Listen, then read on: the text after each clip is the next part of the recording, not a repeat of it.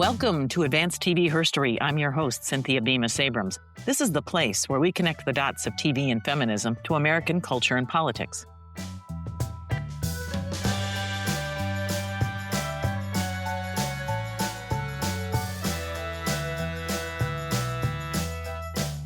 Welcome, TV Herstoryans. I'm coming to you, as I always do, from Minneapolis, Minnesota. And this is an episode that's going to be the first ever that takes a look at TV women from the perspective of what U.S. state they are, to some degree, connected to, affiliated with. They might have been born here in Minnesota. They may have worked in Minnesota for a period of time, or they depicted a character in a series that was set in Minnesota. I promise you, it's going to be some fun names and a few little trivia facts and anecdotes. And it spans TV sitcoms and dramas as well as the news. And there's even a producer who came from Minnesota. And that's kind of actually saying a lot. I will, however, put in the caveat that this is not an exhaustive list. This is just what came to me through research and a deep, deep knowledge of TV old as well as new. So I'm sure you'll have fun listening to the names. The reason why I'm using this opportunity is because, as you know, Advanced TV Herstory connects the dots of TV and feminism to American culture and politics. And in the last year and a half or so, we have spent a lot of time talking about comfort TV, because wherever you live in the country, TV and that sense of familiarity, perhaps with your favorite shows, has never been more important. I think back to the episode I did with Carly Beaumont. Carly and I talked about what some of the most important genres are for comfort TV, because not everyone has the same genre. You sometimes can best escape when you're thinking, not so much just being numbed like a good episode of Murder, She Wrote. Within that whole conversation of comfort TV, that brought me to a lot of fun exchanges with the folks at Weigel Broadcasting. They're the ones who brought us Start TV and Me TV and Dabble and catchy comedy, Heroes and Icons. And that's how I got to the Donna Reed episode just in January, that great interview with Mary Owen, who is Donna Reed's daughter. Where am I in Minneapolis, you might ask? About 4 to 5 miles away from the two places where Renee Good and Alex Preddy were gunned down, murdered. I have been involved in some activity, but I'll tell you, it's been a long time now. It's been a good 8 weeks. It became obvious to me that the heat was turned up in the middle of December when we got an email from the church asking for people to buy grocery gift cards quickly and get them to the church so that they could be distributed to families who were not able to leave their homes to do basic grocery shopping. That was the first sign. And while the holidays sort of were the big distraction, lo and behold, in early January, it began and it has not quit. And what is it? Well, it's everything. It's my social media feeds, which of course are sort of tethered to an algorithm. So once you click on one or two things, all of a sudden this becomes your daily diet. And that's not such a bad thing, because the creators and the influencers who are reporting from all this are right on the ground. What's happening in the streets, video of the violence, others providing really important lessons to white people about why this has in fact been going on, and their eyes are open. And this is their chance to not look away. Other things online, particularly Instagram and Facebook, where there is need. Who is holding a food drive or a household supply drive where you can Venmo or send money to help folks with rent, et cetera. And I'll talk about that in a minute. Suffice it to say, these have been hard days, and it has been a cold, classic Minnesota winter. From my perspective, having podcasted through COVID and other challenging times, I am struggling a bit with the mission of Advanced TV Herstory, which is in fact very progressive and educational as well as informative and maybe a little entertaining. Wow, it just really seems like it's irrelevant, like it's fiddling while Rome burns. I guess podcasting while Minneapolis burns. I hope that's not the case. Is it really the best use of my time? Because I've already given blood and will do so again. And we've contributed both money and hours to the large local food pantry. And my social media feeds, at least on Instagram and Facebook, have shared other ways for folks to get involved. I've attended vigils, and we'll include some photos in the video version of this episode. And I've provided support of all forms to the people in my circle. And by extension, my hope is that then they are able to stay strong and support others. That is where we are as a community in the Twin Cities in Minnesota in February 2026. And yet I still believe that that's not enough. So I'm reaching out to you to put a little focus on that Minnesota grit and stubbornness and some of the tremendous talent that has either come from our state or walked through it at least. And prevail upon you then to make a decision about whether or not you want to get involved in supporting this stronghold, this backbone, and belief that we are in fact a tipping point for the nation. And we know that the world is watching. Now, speaking of watching, did you know that there was a time in television news when the Twin Cities of Minnesota, Minneapolis and St. Paul, used to be a stop for TV news folks who were on the brink of getting the national assignment? We proudly claim CBS's Susan Spencer, who was on TV a lot in the 70s and 80s and 90s, as having spent time right here at the CBS affiliate. More currently, Michelle Norris, who you may remember from National Public Radio, is now on MS Now. And over on the Fox channel, you may recall Gretchen Carlson. She came from Anoka, Minnesota.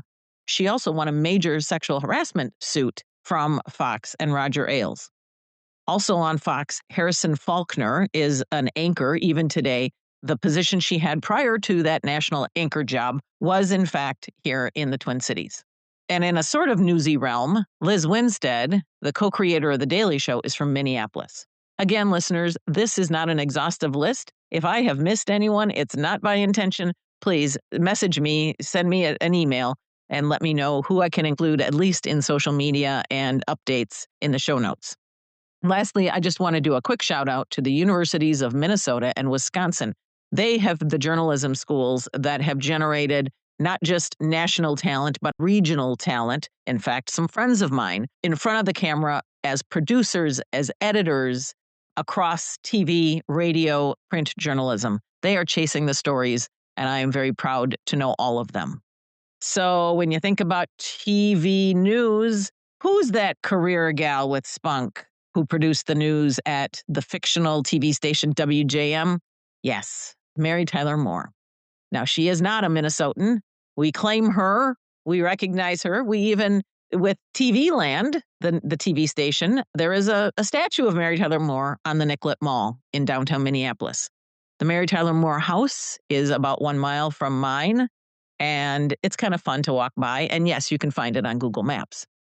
So just remember that back in the 70s, the showrunners Grant Tinker, who was Mary Tyler Moore's husband, and Norman Lear did a really nice job of selecting Middle America cities for their shows. And so as much as Minneapolis is proud of the Mary Tyler Moore Show, and I would say all of Minnesota will claim that, Cincinnati had WKRP in Cincinnati.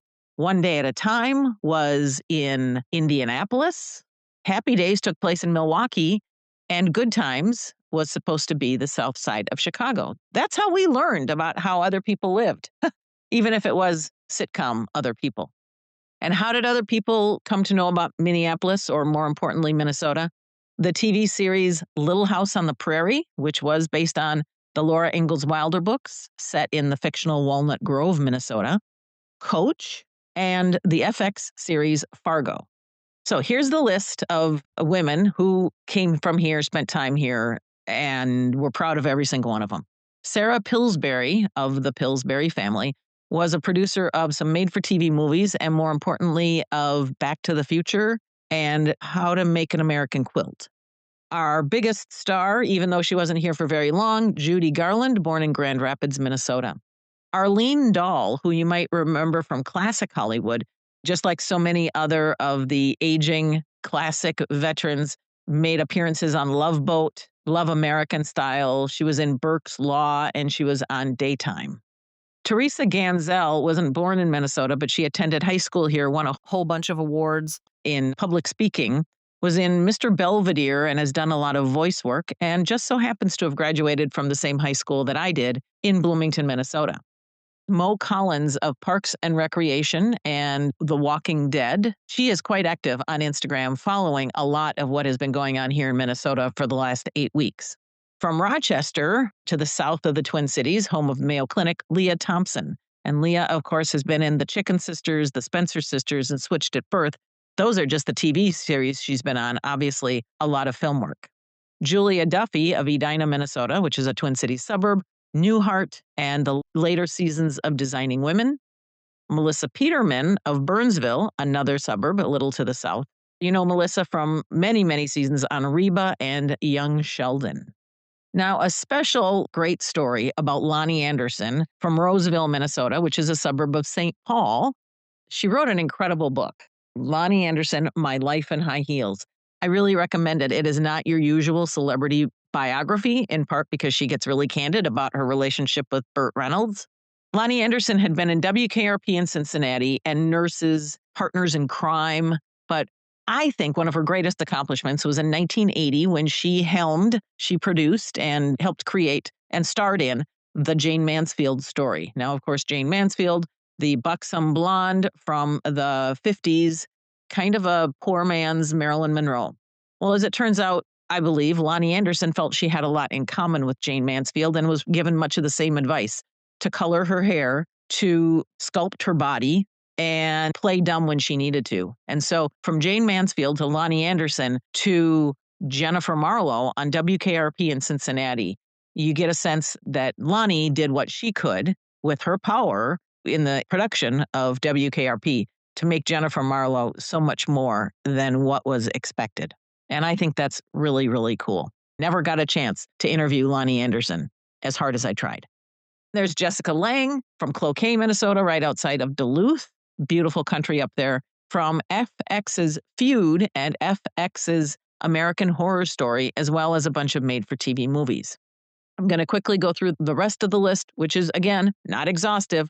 Marion Ross from Albert Lea, Minnesota, 97 years old. You might remember her from Happy Days and Brooklyn Bridge. Brooklyn Bridge, awesome. Rachel Lee Cook was born in Minneapolis. Jessica Biel of Seventh Heaven was born in Ely, which is way, way up north near the Boundary Waters Canoe area. Winona Ryder of film and Stranger Things and The Plot Against America, born in Winona, hence her name. Yara Shahidi of Blackish and Grownish, born in Minneapolis. Kimberly Elise of The Mosquito Coast and Hit the Floor, born in the Twin Cities. I found sources saying she was born in Minneapolis or St. Paul, but she can't have been born both. Nip Tuck's Kelly Carlson also came from Bloomington, Minnesota, my hometown. Brianna Brown, who played Lisa Niles on General Hospital and got her start on Freaks and Geeks, is from Apple Valley. Here's one that took me by surprise. Jane Russell, yes, the full-figured gal of the full-figured gal bra commercials of the 70s, did a couple guest spots on Hunter and The Yellow Rose. She was born in Bemidji, Minnesota, again, way up north, not far from Grand Rapids. It was almost the same time that Judy Garland was born, come to think of it. Lastly, and again, into the nonagenarians, Tippi Hedren is currently 96, still alive, got her start in New Ulm, moved to Edina, the suburbs of Minneapolis.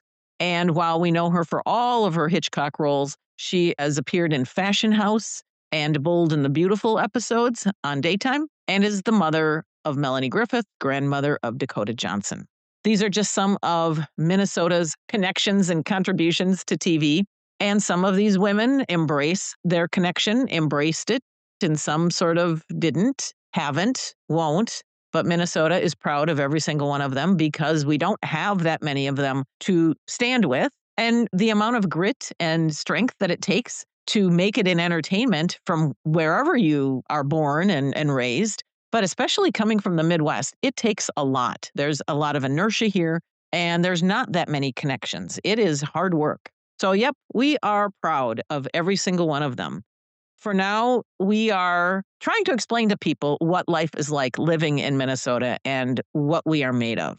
I invite you to contribute to the work that's being done here on the ground to preserve democracy and support those who are underserved or ignored at this point from the Constitution, as these 4 amendments are being violated on a daily basis. People are being deprived of their rights. The First Amendment, the right to free speech. The Second Amendment, the right to carry a gun. And in this case, in this state, we have a concealed carry law and a permitting process and sales processes. All of the laws are in place to ensure that, at least for those with a carry conceal permit, that they are legit.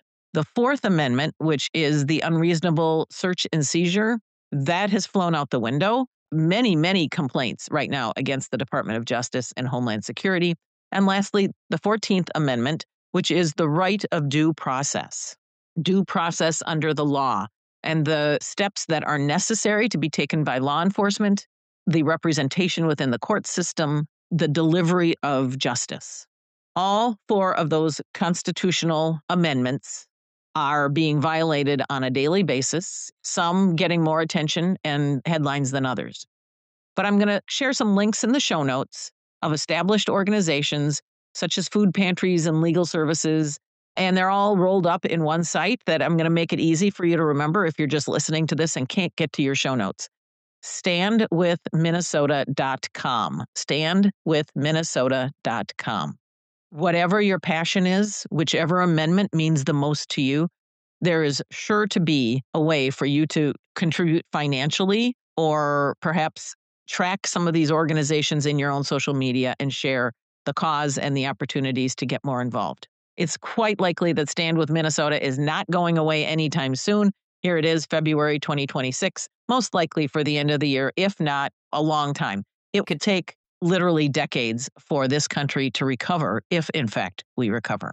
So think about what you can do to help us out, because we have been at this for 8 weeks. I attended a vigil for both Renee Good and Alex Pretty.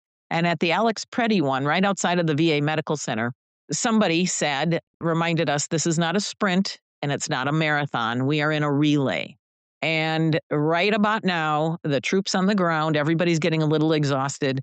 Help from everyone would make a difference in terms of easing up on the kind of work that has to get done on the ground, the kind of training that needs to happen as more people come into the fray to become observers or to provide legal support or whatever. Money is going to make a difference. And right now we are being outspent by our own government.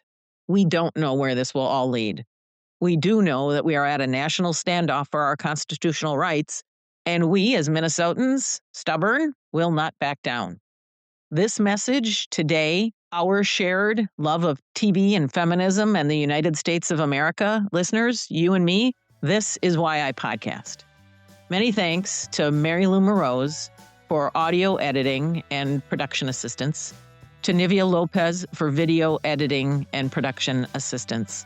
The music is Jazzer's Take Me Higher, found at freemusicarchive.org. Stay safe, get involved, pay attention, be alert. Any city could be next, and we just don't want it that way. Peace. I'm your host, Cynthia Bemis Abrams.